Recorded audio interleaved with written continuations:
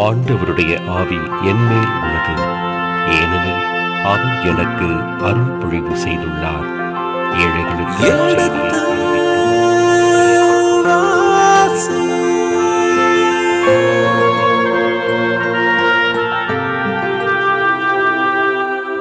எடுத்து வாசி.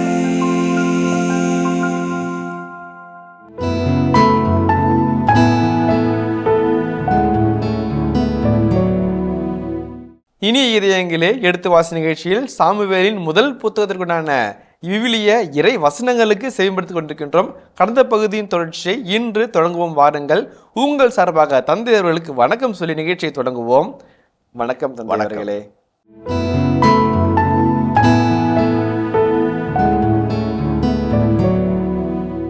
சில சமயத்தில் குழந்தைகள் பெற்றோருடன் அச்சுறுத்தலுக்காகவும் தண்டனைக்காகவும் பயந்து விலகி நிற்கலாம். குடும்பத்தில் இருக்கிற பெரியவர்கள் ஆலம்பரம் போல அந்த குழந்தைகளை அணைத்து பாசத்தில் கட்டி வைக்கக்கூடிய வல்லமை படைத்தவர்கள். கண்டிப்பிற்கும் அச்சுறுத்தலுக்கும் பெற்றோர்கள் தங்களை தயார்படுத்திக் கொண்டாலும் பாசத்திற்கும் கட்டுப்பாட்டுக்கும் தாத்தா பாட்டிகளுடைய வருவார்கள். தீமோத்தேயு அழகாய் சொல்வார், உன் பாட்டி கொலோயின் நிமித்தமாக என்று சொல்லி தீமோத்தேயு வாழ்த்துவார். தீமோத்தேயுக்குள்ளாக இருந்த நல்ல எண்ணம், மனிதாபிமானம், நேரிய உள்ளம், உயர்ந்த வாழ்வு, கடவுள் பற்றிய பற்று உன் பாட்டியிடமிருந்து வந்தது என்று அவர் அழகாய் சொல்லுவார். இப்ப நம்ம குடும்பத்தில் இருக்கிற தாத்தா பாட்டிங்களை, மாமனார் மாறியாங்கள சில சமயத்துல ஒரு பொருட்டை நினைக்க மாட்டோம். வயசானவங்க, செலவு தான் என்ற ஒரு எண்ணம் நமக்குள்ளாக இருக்குது என்றால் மாற்றி போடுகிற அழகான ஒரு செய்தி இந்த பகுதி சொல்லுகிறது. அவர்கள் பிள்ளைகளை நேர்வழிப்படுத்தவும் நன்னெறிக்கு கொண்டு வரும், பாசத்தினால் பிள்ளைகளை வளர்த்தெடுக்கவும் அவர்களுக்கு தெரியும். உன்னை வளர்த்தவங்கப்பா, உன்னுடைய பிள்ளைகளை வளர்க்க முடியாதா? அப்ப அந்த பெரியவர்களிடமுடைய பங்கை குடும்பத்திற்குள்ளாக நாம் அனுபவித்தோம் என்றால் ஒரு அழகான சூழல் வருவோம். அன்பு சூழலும் பாச சூழலும் வருகின்ற பொழுது பிள்ளைகள் தவறாதபடிக்கு நல்ல நிலை உருவாகும். ஏலி வயதான நிலையில் தன் பிள்ளைகள் திருத்த இயல முடியாமல் தவித்து போனார், ஒரு தகப்பனாக இருந்து. ஆனால் அந்த பொறுப்பை தாத்தா பாட்டியிடம் மோடுங்கள் அழகாய் செய்வார்கள். ஆகவே தான் நம்முடைய கூட்டு குடும்பங்களிலே நாம் காண்கின்ற மிக அழகான ஒரு ஆசிர்வாதம், பெற்றோர்கள் பெற்றோரின் பெற்றோர்கள். பெற்றோர் அன்னையும் பிதாவும் முன்னேறி தெய்வம். அந்த அன்னையும் பிதாவையும் பெற்றெடுத்த தெய்வங்கள் தாத்தா பாட்டிகள். அவர்களுடைய பிரசன்னம் வலிமையான பிரசன்னம். அவர்கள் பேசாவிட்டாலும் அவர்களுடைய பிரசன்னம் அந்த பிள்ளைகளை வாஞ்சையிலும் அன்பிலும் மகிழ்ச்சியிலும் பாசத்திலும் ஊட்டி வளர்க்கும் என்பதை நாம் புரிந்து கொள்ள வேண்டும். அந்த முதியோர்களுக்குரிய ஒரு மரியாதையும் முதியோர்களுக்குரிய ஒரு முக்கியத்துவம் நாம் கொடுக்க வேண்டியது தலையாய கடமை என்பதை ஏலியின் நிகழ்வுள்ளது நாம் கண்டுகொள்ள அழைக்கப்படுகிறோம். அதே போல இன்னொரு கருத்து ஒன்று சொல்லணும்னு பார்த்தோம்னாக்க, ஏலியினுடைய புதல்வர்களாகிய ஒஃப்னி ஃபினேகாஸ் சில சமயத்துல தவறான வழியில் போகிறோம் என்று யாராவது எச்சரிக்கும் போது அந்த எச்சரிக்கை ஒளியை புரிந்து கொண்டு பாதையை விலக வேண்டும். டோமினிக் சாவி அழகாய் சொல்லுவார், பாம்பை கண்டு விலகுவதை போல பாவத்தை கண்டு விலகி ஓடு என்று சொல்வார். ரொம்ப அழகா சொல்வாரு. சில சமயத்துல நமக்கு தெரியாது நம்ம போற வழி நல்ல வழியா, நம்ம போற வழி நேர்மையான வழியா, நம்ம போற வழி ஒழுக்கத்தின் வழியா தெரியாது இருக்கலாம்.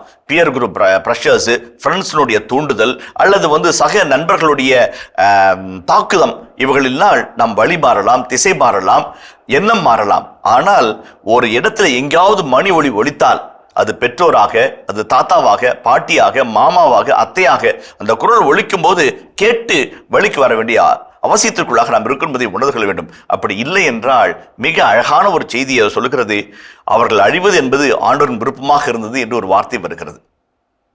ரொம்ப ரொம்ப ஸ்ட்ராங்கான வார்த்தை. ஒருத்தர் அழியது சாமி விரும்புகிறாரா ஒரு கேள்வி கேட்கலாம். அந்த அழிவை நீ தேடிக்கொள்கிறாய், நீ இருப்பது இல்லாதது போல் ஆண்டவருக்கு என்று அந்த வசனம் சொல்லுகிறது. அதை நம்ம புரிஞ்சுக்கணும். நிறைய நம்ம சொல்லிட்டோம், ரொம்ப அழகானது. இன்னும் ஒரு சின்ன செய்தி சொல்லி நான் நிறைவு செய்கிறேன். மக்கள் புத்தகத்துல பிள்ளைகள் பால் பற்றிய ஒரு அழகான ஒரு விளக்க உரை வருகிறது. அரசன் அந்த எலியசரை 90-95 வயதிலே சிறையில் அடைக்கிறார். யூத மறையிலே விளக்கப்பட்ட இறைச்சியை உண்ணும்படி கட்டாயப்படுத்துகிறான். 90-95 வயது வாழ்ந்த முதிர்ந்தவர், ஞானமிக்கவர், கடவுள் அச்சம் கொண்டவர், மக்களால் மதிக்கப்படத்தக்கவர் சிறையில் வாடுகிறார். சிறைச்சாலை அதிகாரிகள் என்ன நினைக்கிறார்கள், ஐயா இந்த தள்ளாத வயதில் நீங்கள் ஏன் உயிரிழக்க வேண்டும், இப்படி பரிதாபமான சித்திரைவதை நீ அதிக்க வேண்டும், அரசன் முன்பாக வாருங்கள். அரசன் சொல்லுகிறான், விளக்கப்பட்ட இறைச்சி நீ உன்னை விடுதலை செய்கிறான். நாங்கள் சட்டம் அனுமதிக்கிற இறைச்சி ஒரு தட்டிலே வருகிறோம், விளக்கப்பட்ட இறைச்சி உண்பது போல அரசன் மகன் நடியுங்கள், அரசன் உங்களை விடுதலை செய்து விடுவான், உயிர் பிழைக்கும், நல்வாழ்வு வாழ்வீர்கள், உங்கள் கஷ்டத்தை பார்க்க எங்களால் சகிக்க முடியவில்லை என்று அவர்கள் சொல்வார்கள். அப்போ ஒரு எலியாசர் ரொம்ப அழகான வார்த்தை சொல்வார். ஐயா, நீங்கள் சொல்வது போல என்னுடைய 90வது வயதிலே விலக்கப்பட்ட இறைச்சியை உண்பது போல விலக்கப்படாத இறைச்சியை உண்டு நடித்து நான் விடுதலை பெறலாம். ஆனா எனக்கு பின்னாடி வருகிற இளைய சமுதாயம் என்ன நினைக்கும்? 90 வயது வரைக்கும் ஆண்டவருக்கு உகந்த வாழ்ந்து உயிருக்கு பயந்து 90வது வயதிலே அந்த முதியவர் ஆண்டவரை மறுதலித்தார் என்று நினைக்காதா? அப்படிப்பட்ட ஒரு இழிவான முன்மாதிரி விட்டு செல்ல நான் தயாராகவில்லை, மாறாக மறுக்கவே விரும்புகிறேன் என்று சொல்லி மரணத்தை தழுவுகிறார். உன்னதமான அழகான ஒரு அற்புதமான ஒரு செய்தி அந்த இடத்துல வருகிறது. விவிலியத்தினுடைய பக்கங்களிலிருந்து வருகிற அழகான செய்தி, வன்மையான செய்தி. என்ன சொல்றோம்? நாம் வாழும் வாழ்க்கையை குறித்து கவனமா இருக்க வேண்டும். அப்பாவா, அம்மாவா, தாத்தாவா, பாட்டியா, மாமாவா, அத்தையா, சித்தியா, சித்தப்பாவா நம்ம வீட்டில் இருக்கிறோம் அப்படின்னம்னாக்க நம்ம பேசுறது, உடுத்துறது, நம்ம நடத்துறது, ஏழைகள், அனாதைகள், கைவிடப்பட்டோர், எளிய மனிதர்களும் நம்ம நடந்து கொள்ள விதம், இவைகள் எல்லாம் நாம் வாழ்வு மட்டுமல்ல, நம் பிள்ளைக்கு பாடங்களும் கூட. அதுதான் நம்ம அறிவுரை சொல்லி தான் பிள்ளை திருத்தணும் அவசியம் கிடையாது. நம்ம வாழ்ற வாழ்க்கையை வச்சு நம்ம பிள்ளைங்களுக்கு பாடம் நடத்திடலாம். அந்த பிள்ளைக்கு பாடம் கத்துக்குங்க. அதுதான் இன்றைய நாளுடைய மிக முக்கியமான கட்டம். இந்த ஏலி, ஒஃப்னி, பினகாஸ் என்கின்ற அந்த குடும்ப சூழல் மிக அழகாய் நமக்கு சுட்டி காட்டுகிறது. இந்தந்த நிலைகளை நம்ம உற்று பார்த்து ஏலியினுடைய திருத்த இயலாத ஒரு நிலை, திருத்தப்பட்டும் திருந்த விரும்பாத ஒஃப்னி, பினகாஸ், மூன்றாவதாக ரொம்ப அழகா இருக்குது, கடவுளுக்கும் மனிதருக்கும் உகந்தவனான சாமுவேல். ஒரு நேர்மறை, ஒரு எதிர்மறை, இரண்டு எதிரி அழகா வைத்து அந்த பகுதியை ஆசிரியர் நிறைவு செய்கிறார். நம்ம கடந்து போவோம். ஏலியின் குடும்பத்திற்கு எதிரான இறைவாக்கு பகுதியை நம்ம கடந்து வருவோம். அப்பொழுது இறையடியார் ஒருவர் ஏலியிடம் வந்து கூறியது, ஆண்டவர் இவ்வாறு கூறுகிறார், எகிப்து நாட்டில் பார்வோன் வீட்டாருக்கு உன் மூதாதை வீட்டார் அடிமைகளாக இருந்தது போது அவர்களுக்கு நான் என்னையே வெளிப்படுத்தினேன். என் பீடத்தில் திருப்பணி புரியவும் தூபம் காட்டவும் என் முன் ஏபோது அணியவும் அவர்களை நான் இஸ்ரேலின் அனைத்து குலங்களினின்றும் தேர்ந்தெடுத்தேன். இஸ்ரேல் மக்கள் எனக்கு செலுத்திய நெருப்பு பலிகள் அனைத்தையும் நான் உன் மூதாதை வீட்டாருக்கே கொடுத்தேன். பின் நானே கட்டளையிட்ட பலிகளையும் படையல்களையும் துச்சமாய் மதிப்பது ஏன்? உன் புதல்வர்களை எனக்கு மேலாக உயர்த்தி என் மக்கள் இஸ்ரேல் செலுத்தும் ஒவ்வொரு படையலிலும் சிறந்தவற்றை எடுத்துக்கொண்டு உங்களையே கொழுக்க வைப்பதேன்? ரொம்ப டெரிபிள். அந்த இறைவாக்கு பகுதி 2 இறைவாக்கு பகுதியா இருக்குது. ஒன்று 27 29 முதல் வசனம், இரண்டாவது 30 தொடர்ந்து வருகிற இறைவாக்கு. இப்ப இந்த அமைப்பு முறையை சொல்லிட்டு, டெக்னிக்கல் திங்க சொல்லிட்டு நம்ம அந்த பகுதியை நம்ம விளக்கி பார்ப்போம். ஒண்ணு இந்த இறையடியார் யார்? 27ஆம் வசனத்தில் நாம் சந்திக்கிற இறையடியார் யார்? எபிரேய மொழியிலே இஷ் எலோஹிம் என்று சொல்கிறார்கள். அது ஆங்கிலத்திலே மேன் ஆஃப் காட் என்று மொழிபெயர்க்கிறார்கள். தமிழிலே இறையடியார் என்று மொழிபெயர்த்திருக்கிறார்கள். இஷ் எலோஹிம் என்பது இறைவாக்குகளுக்கே கொடுக்கப்படுகிற மற்றொரு அடைமொழி. நபி என்றால் இறைவனின் பெயரால் பேசுகிறவர். இறை அடியார் என்றால் அதே இறைவாக்குகளுக்கு இருக்கிற மற்றொரு பெயர். இந்த இடத்திலே ஒரு பெயர் தெரியாத இறைவாக்கம் வருகிறார். இந்த இறையடியார் 3 செய்திகளை முன்பாக வைக்கிறார். ஒன்று, பெயரில்லாத இறைவாக்கினார்.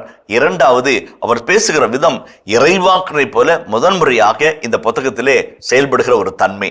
மூன்றாவதாக அவர் பயன்படுத்துகிற வாய்ப்பாடு. 30ஆம் வசனத்துடைய முதல் பகுதியை வாசிப்போமே.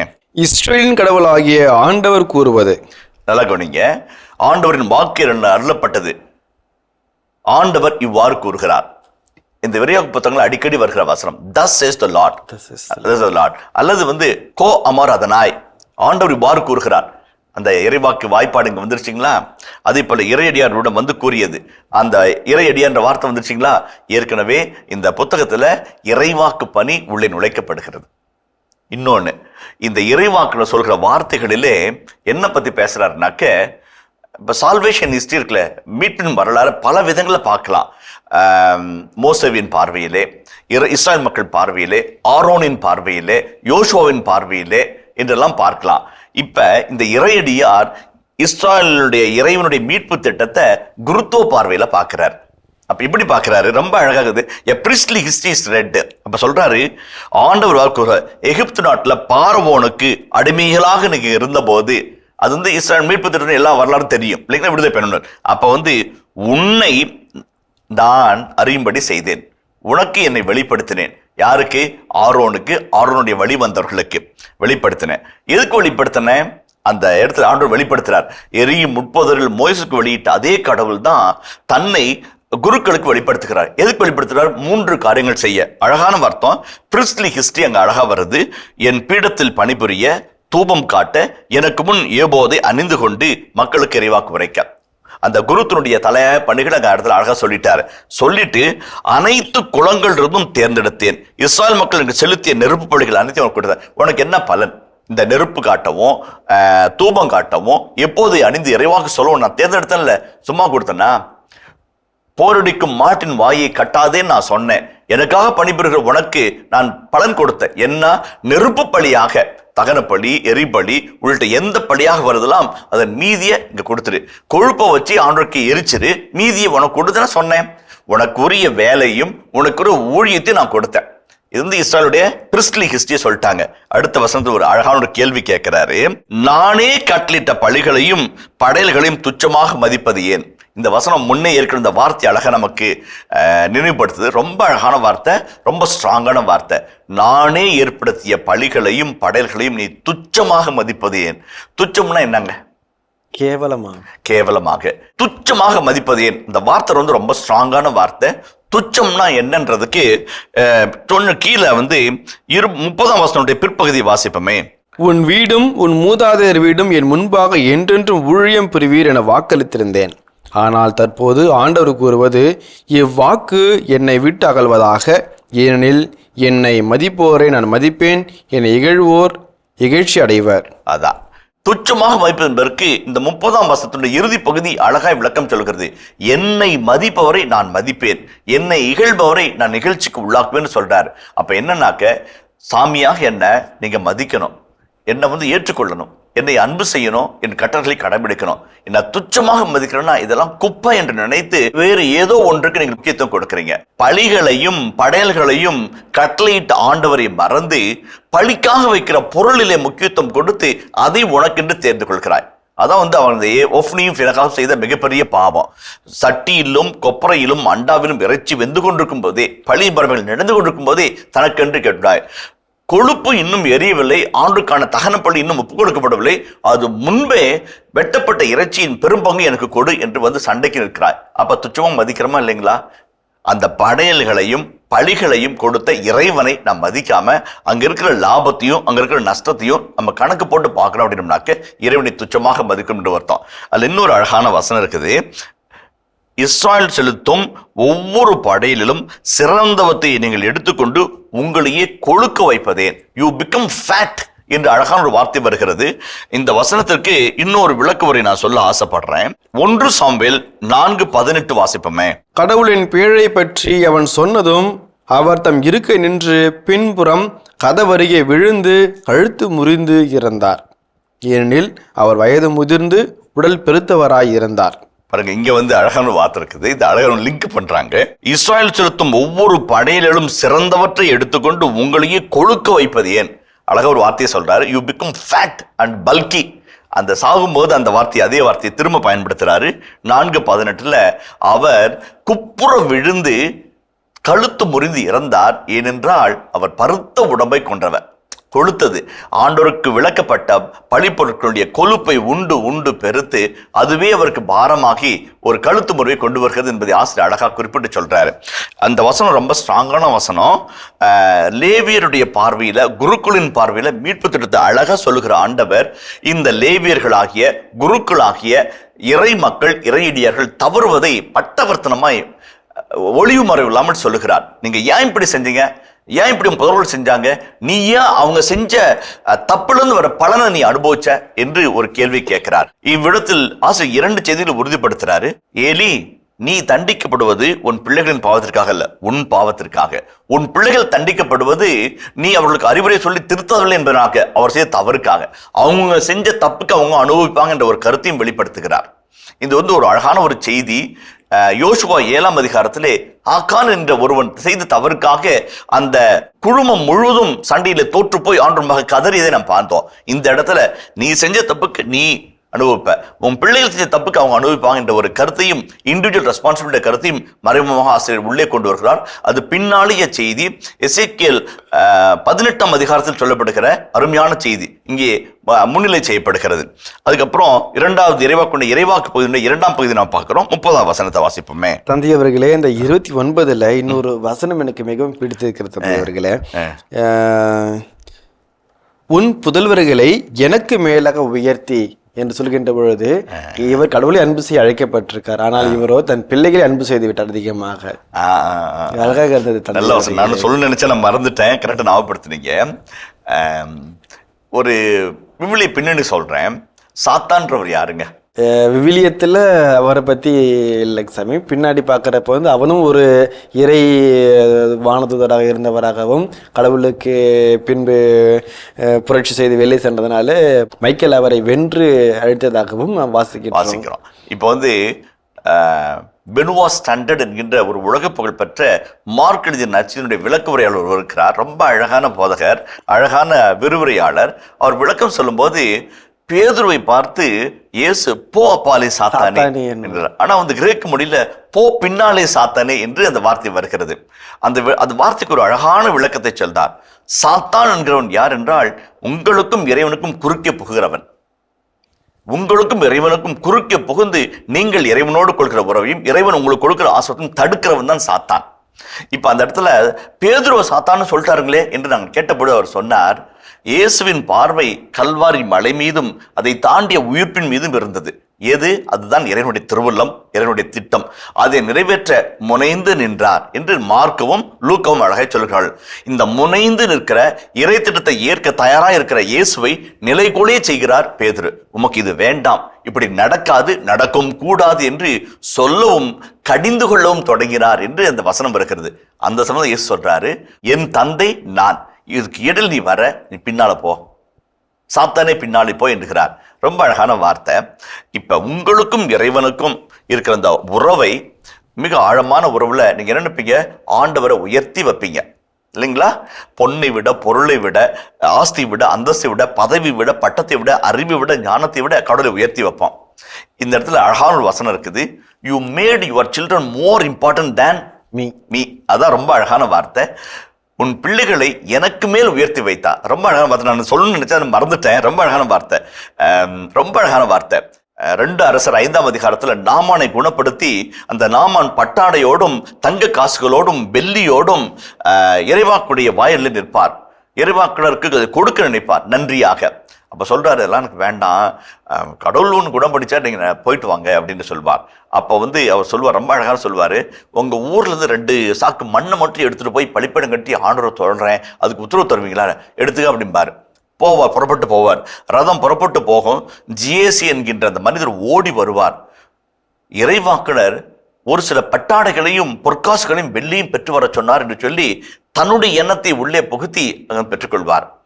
அதை கேட்டு இறைவாக்கு சொல்லுவாரு, அந்த நாமானுக்கு பிடித்த தொழுநோய் உன்னை பிடித்துக் கொள்ளட்டும் என்பார். ரொம்ப அழகான வார்த்தை.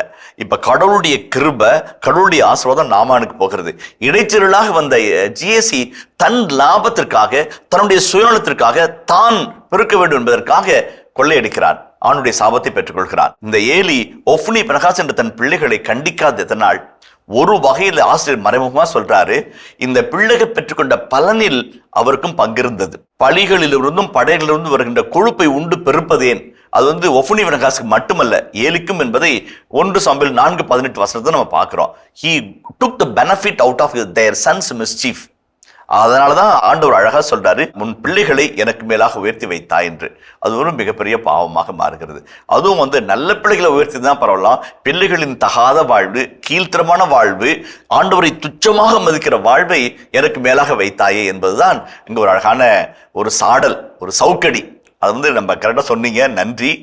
அந்த வார்த்தை ரொம்ப அழகான வார்த்தை. அந்த வசனமும் அருமையான வசனம். ஆண்டவருக்கு மேலாக எதையும் உயர்த்தி பிடிக்க கூடாது. அது குறிப்பாக பாவத்தையும் பாவத்தின் சம்பளத்தையும் ஆண்டவருடைய மேலாக நம்ம வைப்பது என்பது மிகப்பெரிய பாவம். இந்த திருத்தூதர் பணியில் உள்ள 10ஆம் அதிகாரத்துல ஒரு அழகான காட்சி இருக்கும். பேதுரு வந்து கொர்நேலியின் இல்லத்திற்குள்ளாக வருவார்.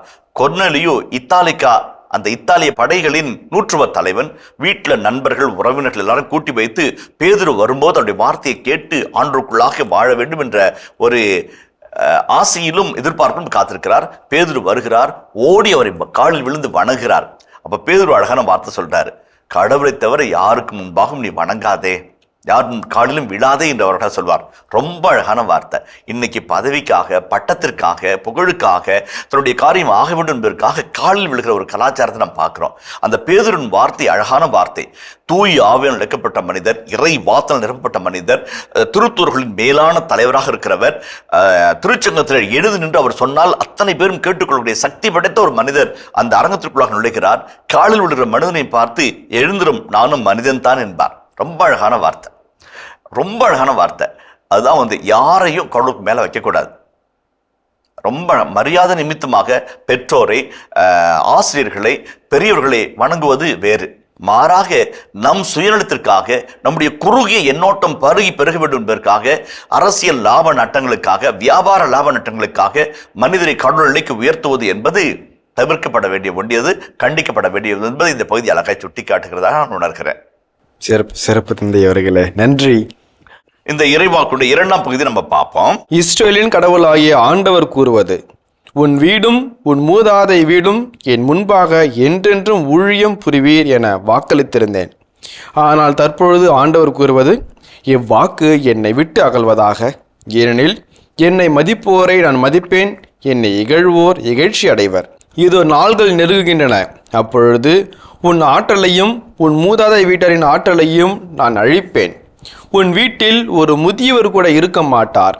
அப்பொழுது ஏனே இஸ்ரேலுக்கு அருளப்படும் அனைத்து நலனையும் பொறாமையோடு மனம் வெதும்பி பார்ப்பாய்.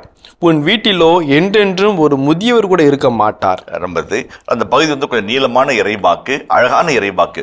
ஒரு பெரிய இறைவாக்கு இரண்டாய் பகுத்து முன்பகுதி பின்பகுதி என்று பிரித்தார்கள்.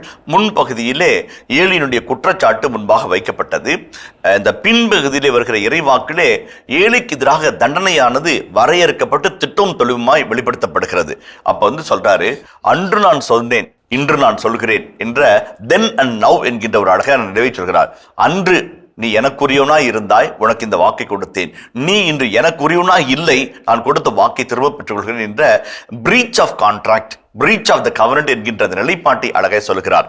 இரண்டு விதமான செய்திகளை ஆசிரியர் மறைமுகமாக சொல்கிறார். ஒன்று, இந்த ஏலியின் குடும்பத்தார் அவர் கொடுக்கப்பட்ட ஆசீர்வாதம், அவருடைய வழிமரபு தண்டிக்கப்படுகிறது, துண்டிக்கப்படுகிறது. இங்கே முடிவு கட்டப்படுகிற ஏலியினுடைய குடும்ப சந்ததி, அதனுடைய குருத்துவ பணி முடிவு இன்னொன்றுக்கு ஆரம்பமாகிறது. இந்த வரலாற்று நூல்களிலே குறிப்பாக 1 சாமுவேல் 2 சாமுவேல் 1 அரசர் 2 அரசரிலே ஜாடோக் என்கின்ற ஒரு குருத்துவ குலமானது எழும்பி நிற்கும். அபியாத்தர் என்ற நிலையை அடையும். அதை தொடர்ந்து அந்த குருத்துவ பணி தொடரும்.